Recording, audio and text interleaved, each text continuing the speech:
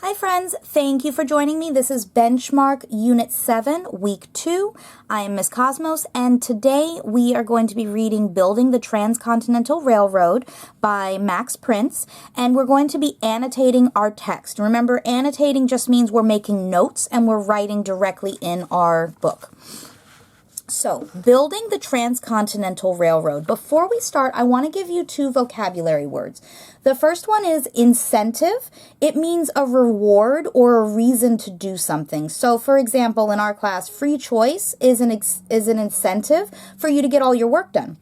The second word is transcontinental, and it means stretching across a whole continent, okay? So, from like New York all the way to California, you're going all the way across the continent, okay?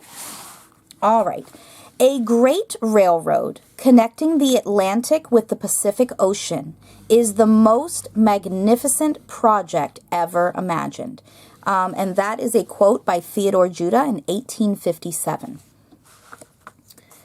Building a railroad across the country would be a huge project.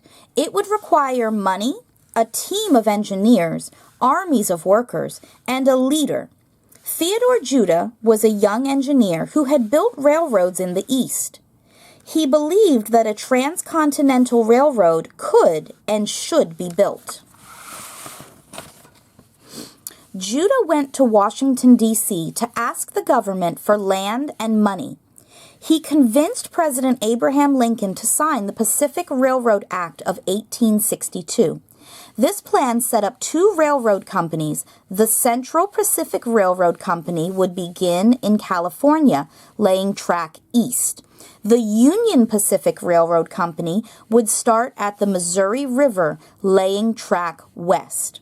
They would meet in the middle. So the Central Pacific Railroad Company would start in California, and they would go this way. And then the Union Pacific would start in Missouri and go this way. And they would meet in the middle.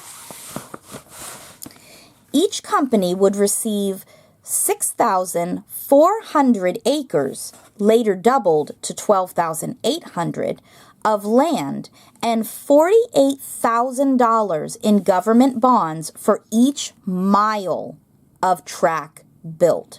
So that is actually a huge amount of money and a very, very large amount of land for each mile that they built. That is an amazing business deal. The company that got the farthest would make the most money. The land and money proved a good...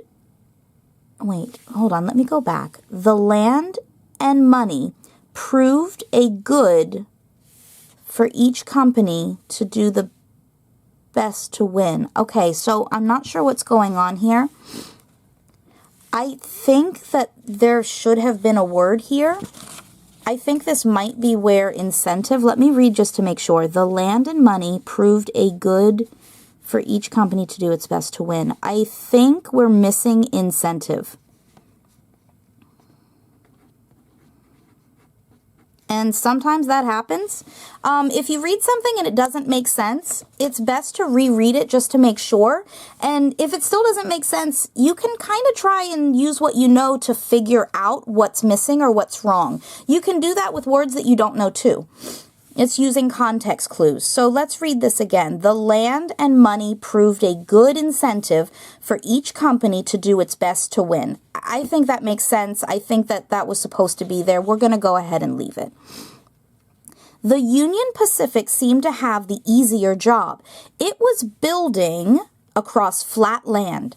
The Central Pacific had to run track through the Sierra Nevada, a large mountain range. So one company is working on flat land, just putting the track down. The other company has to figure out how to go around or through mountains. So one company definitely has the tougher job. At first, workers were asked to lay 1.6 kilometers, 1 mile, of track per day. Then the goal became 3.2 kilometers, or 2 miles per day. One day, the Union Pacific men began work at 3 a.m. and laid more than 13 kilometers or 8 miles of track, making the competition fierce. However, the Central Pacific team refused to be beaten. They announced that a special team of workers would lay 16 kilometers or 10 miles of track per day. The men were promised 4 days' pay for 1 day of work. By 7 p.m., they put down their tools after they had laid 16 kilometers or 10 miles of track.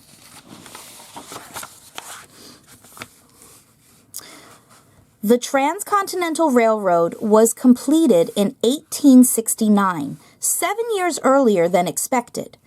The Central Pacific and the Union Pacific agreed to meet and lay the last rail at Promontory Summit, Utah, on May 10th. Less than a week after the last rail was laid, train service began. The trip from New York to San Francisco took about a week and cost far less than the long journeys by sea or across land. It cut the price of cross-country travel from $1,000 to $150, making the trip much more affordable. As a result, more settlers rode the trains west on their way to building new communities. The Transcontinental Railroad changed the nation. By linking east with west, the railroads helped unite the nation. Americans began to feel that they were citizens of the United States, not just members of their local communities. So we're going to go back to page 6, and I'm going to find my 222. So I need 2 words that I don't know or that I find interesting if I know all the words. I also need 2 key details, and I need 2 questions that I thought of while reading. So starting here, I'm going to skim because I've already read it. You know what? Require. It would require money, a team of engineers, and armies of workers. I'm going to circle the word require. Theodore Judah was a young engineer who had built railroads in the East. He believed that a transcontinental... Judah went to Washington to ask the government for land and money. He convinced...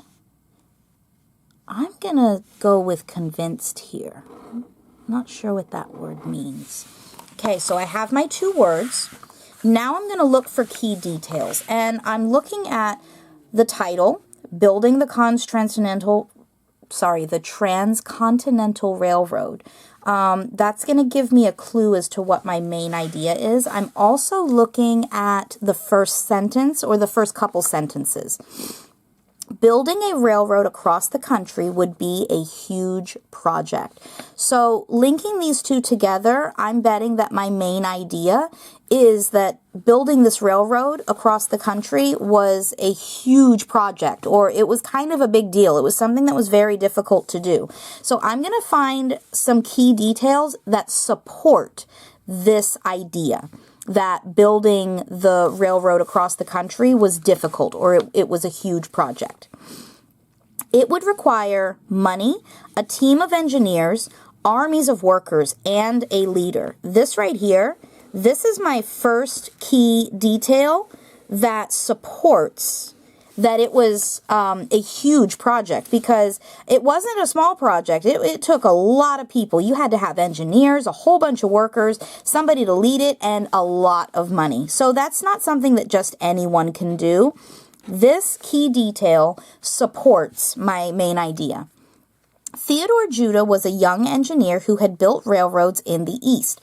That is an interesting fact. It is a little bit more information about Theodore, but it by itself does not support this idea. So that is not another key detail. It's just kind of extra information. He believed that a transcontinental railroad could and should be built. Judah went to Washington, D.C. to ask the government for land and money. He convinced President Abraham Lincoln to sign the Pacific Railroad Act of 1862. This plan set up two railroad companies, the Central Pacific Railroad Company, California. They would meet in the middle. Okay. Let's see. You know, I think I'm going to underline this. Judah went to Washington, D.C. to ask the government for land and money.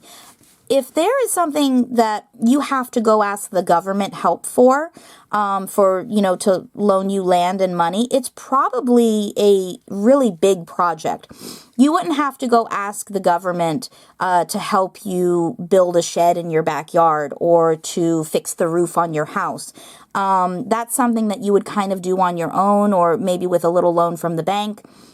But he actually had to go to Washington and ask the government for this. So this is my second key detail that supports that building the railroad was a huge, huge project. And now I'm going to come back and I'm going to find, I'm going to kind of read and skim, and I'm going to think about two questions that I kind of want answered. So, you know what? Right here, it would require money, a team of engineers, and a leader. How much money? Number one. How much money did it cost to build the railroads? And let's see. Theodore Judah was a young engineer who had built railroads in the East. He believed a transcontinental railroad could and should be built. So this right here, just thinking about that it could be done and he thought that it could happen. I wonder, even not just in the United States, were there any large railroads built anywhere else before?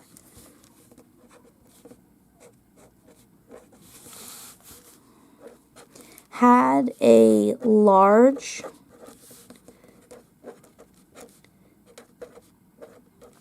railroad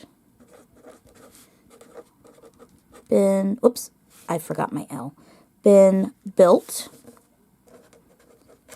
anywhere else before? Because maybe if it had been done before, they could have seen it, and maybe that's where they got the idea, but I'm not sure. Maybe this was the first one. That's something interesting that I would like to know. All right, my friends, so for yourselves, you are going to read, let's see, this is 1, 2, 3, 4, 5, 6, 7, and 8. Okay, so you are going to read from paragraphs 3 through 8. And you don't have to read everything because we've already read it. You can just kind of skim. I want you to find your 222 and annotate your text. You're going to circle 2 words that you don't know or that you find interesting. You're going to underline and label with number 1 and number 2, 2 key details that support the main idea that building a railroad across the country would be a huge project. It has to have to do with this, that building the railroad was a huge project. So find your 2 key details, underline and mark them. And then just in your notes over here on the side, write 2 questions that you thought about while reading. And that's it. When you're done, go ahead and take a picture of your annotations, of your notes, and upload it to Canvas for me. And thank you for joining me.